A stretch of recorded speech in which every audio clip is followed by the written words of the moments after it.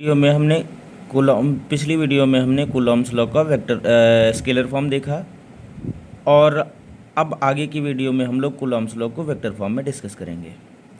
ठीक है, जो थ्योरी है कूलॉम्स लॉ की वो कूलॉम्स लॉ की स्केलर फॉर्म में या वेक्टर फॉर्म में सेम रहेगी, लगभग थोड़ा बहुत चेंज रहेगा, तो अपने आप से कर लेना, उसमें कोई दिक्कत वाली बात नहीं है। मैथमेटिकल रूप या इसका जो डेरिवेशन है वो कुछ वेक्टर फॉर्म का स्केलर फॉर्म से बिल्कुल अलग है।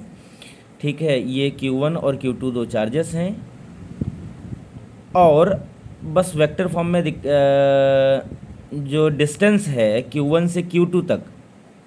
या Q2 से Q1 तक, स्केलर फॉर्म में ये डिस्टेंस सेम रहती थी, क्योंकि स्केलर फॉर्म में केवल मैग्नीट्यूड की बात की जाती है, डायरेक्शन की बात नहीं की जाती है। अब इस vector Coulomb's law in vector form में कूलॉम्स लॉ में जो डिस्टेंस है Q1 से Q2 तक वो R12 है और Q2 से Q1 तक डिस्टेंस है R21 है, क्योंकि इन दोनों की डायरेक्शंस अलग अलग हैं। देखो हमने वेक्टर भी लगा रखा है, R12 वेक्टर R12 और वेक्टर R21, ये डिस्टेंस दोनों अलग अलग हैं। Q1 से Q2 तक की डिस्टेंस, Q2 से Q1 तक की डिस्टेंस। ओके, देन अगेन अब समझिए ज़रा, ये डिस्टेंस जो है, इस डिस्टेंस जो R12 और वेक्टर R21 है, इन दोनों के मैग्नीट्यूड सेम है, इन दोनों के मैग्नीट्यूड सेम है, क्योंकि डिस्टेंस तो वही है ना,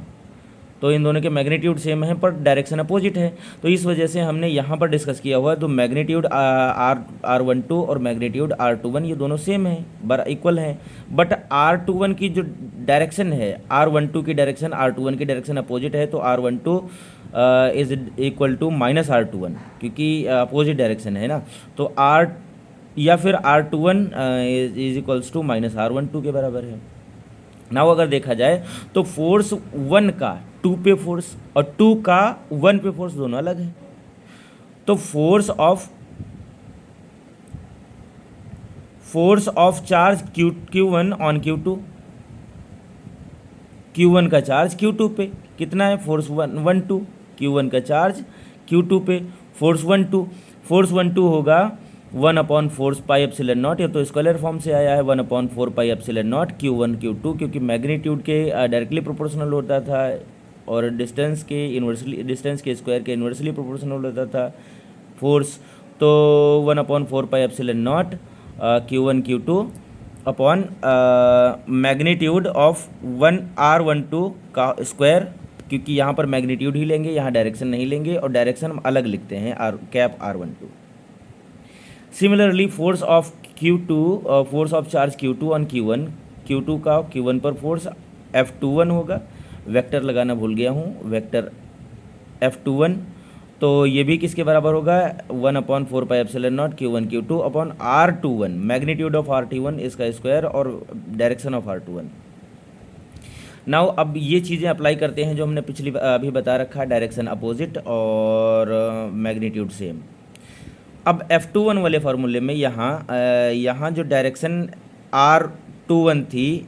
वो R12 के बराबर है मैग्नीट्यूड में, तो R12 रख दिया है उसका स्क्वायर, और ये डायरेक्शन R21 है जो कि माइनस ऑफ R12 के बराबर है, तो हमने यहाँ भी लिख दिया है, यहाँ भी। अब ये माइनस हमने बाहर निकाल दिया है, 1/4 pi epsilon not Q1 Q2 upon R12 का स्क्वायर लिखना भूल गया हूँ मैं यहाँ, इसका होल स्क्वायर। नाउ R21 जो माइनस बाहर भेज दिया है, ये जो फोर्स है ये किसके, F12 के बराबर है, F12 के बराबर है। ठीक है, यहाँ F12 लिख दिया है, और ये देखिए F12 दोनों बराबर बट अपोजिट निकले हैं, माइनस साइन डिनोट कर रहा है, तो इसीलिए हमने कवर किया है द फोर्स ऑन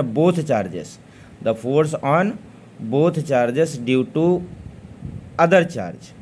दूसरी चार्ज की वजह से दोनों चार्जेस पर जो लगने वाला फोर्स है वो मैग्नीट्यूड में सेम होगा बट अपोजिट होगा डायरेक्शन में, मैग्नीट्यूड में सेम होगा बट अपोजिट होगा डायरेक्शन में। थ्योरी आप लोग पिछले वाले डेरिवेशन से लिख लीजिएगा, उसमें कोई दिक्कत नहीं है।